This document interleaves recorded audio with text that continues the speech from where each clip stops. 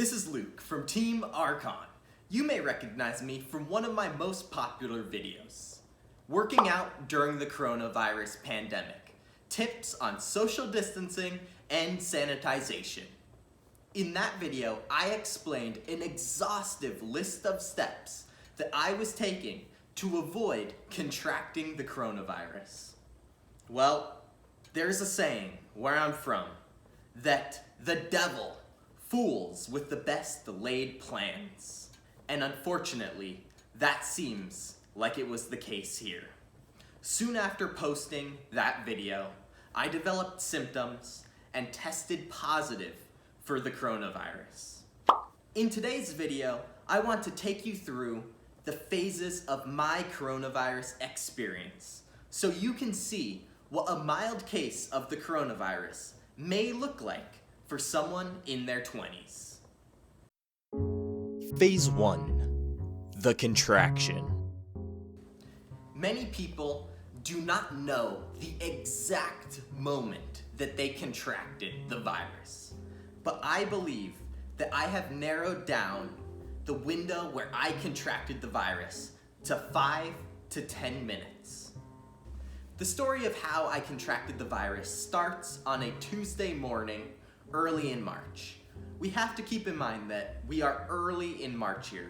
The coronavirus pandemic is only just beginning to spread across the United States. In fact, at the time where I contracted the virus, there were less than 20 confirmed cases in my entire state. However, things were starting to heat up, so I was beginning to take social distancing pretty seriously at the gym, as well as in the grocery store or when I was shopping.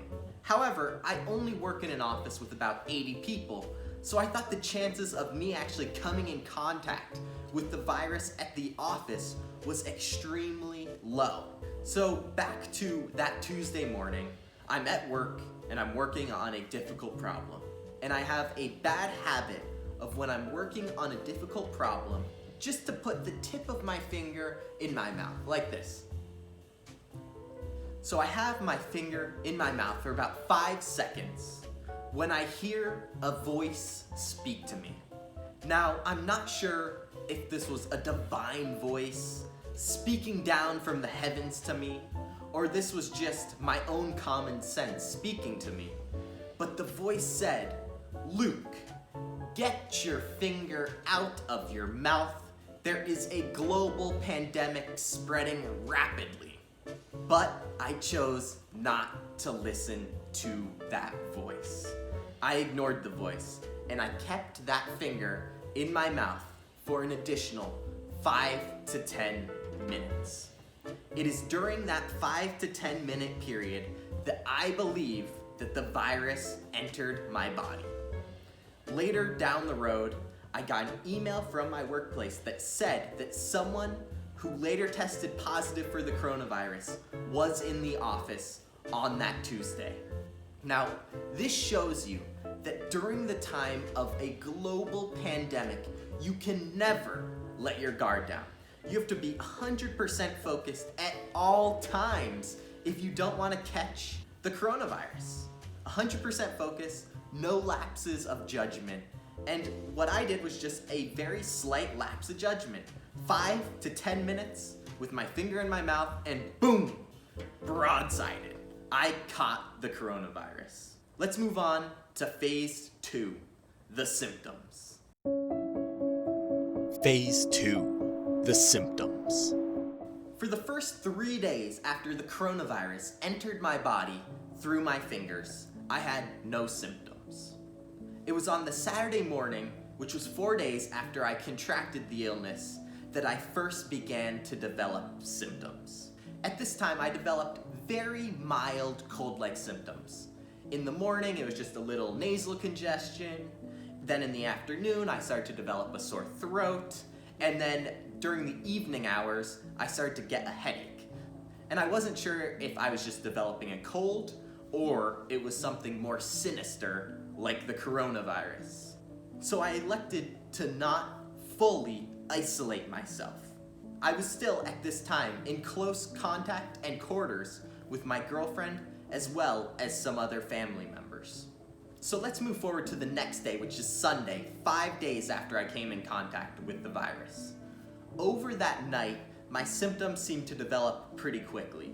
When I woke up the next morning, I had a fever, I had chills, I had muscle aches, and I also was very fatigued. The muscle aches were like I had just crushed a back workout the day before. Was really sore in kind of my lats as well as my deltoids. And then the fatigue was unlike anything I had experienced since mono. It's the type of severe fatigue where you can walk around for 3 minutes, 4 minutes, and then you're like, oh my gosh, I need to take a rest, I need to take a nap.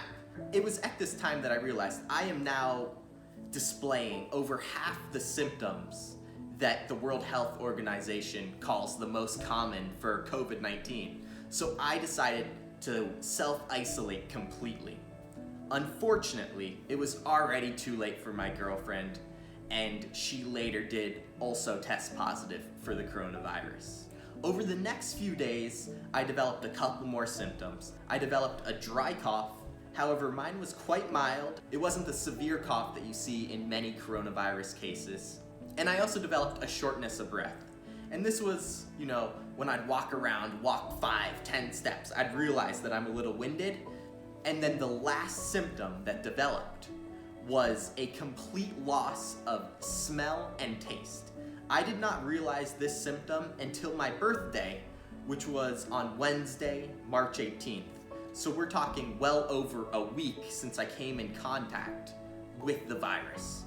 So I am celebrating my birthday in complete isolation, but my very kind mother decides to deliver a piece of her famous chocolate cake to me. So I'm sitting down and eating a piece of her famous chocolate cake, really rich, really chocolatey. I take a bite and I realize there is absolutely no taste here. It tastes like I'm eating air. What is going on here? And I quickly do some research and I realized that that's a relatively common symptom for the coronavirus. So after developing all these symptoms, I decided that it was time to get tested.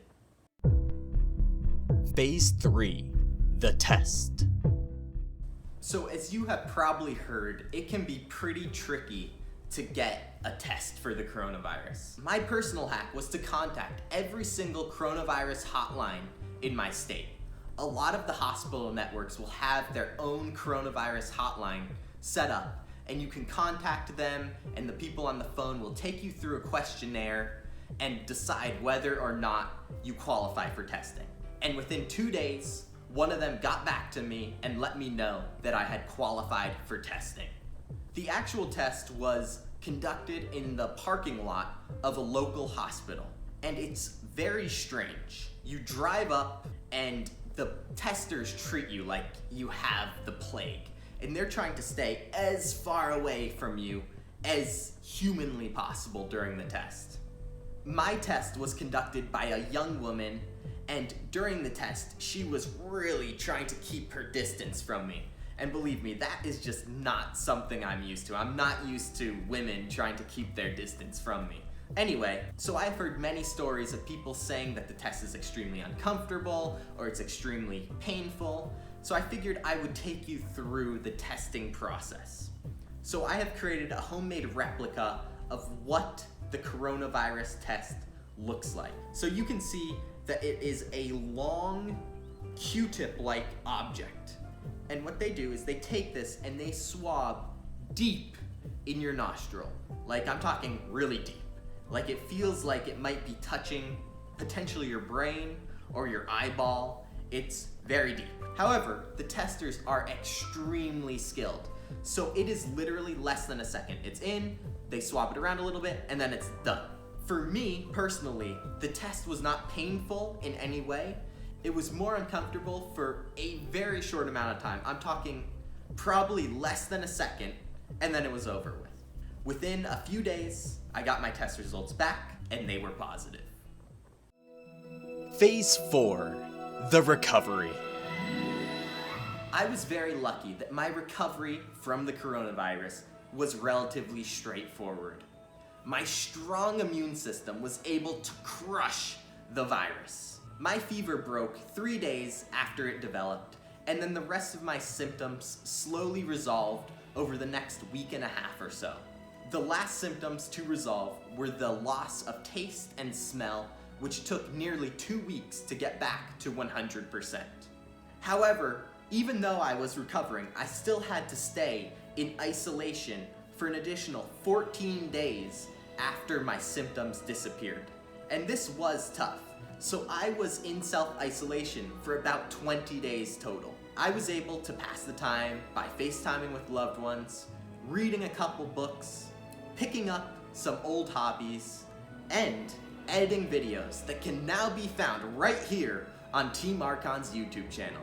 So make sure, after you're done watching this video, to go check out that other great content.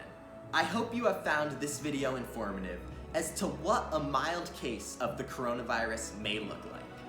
Luckily, my girlfriend and I have made full recoveries and are now back to 100%. This has been Luke from Team Archon. Remember to like, comment, and subscribe.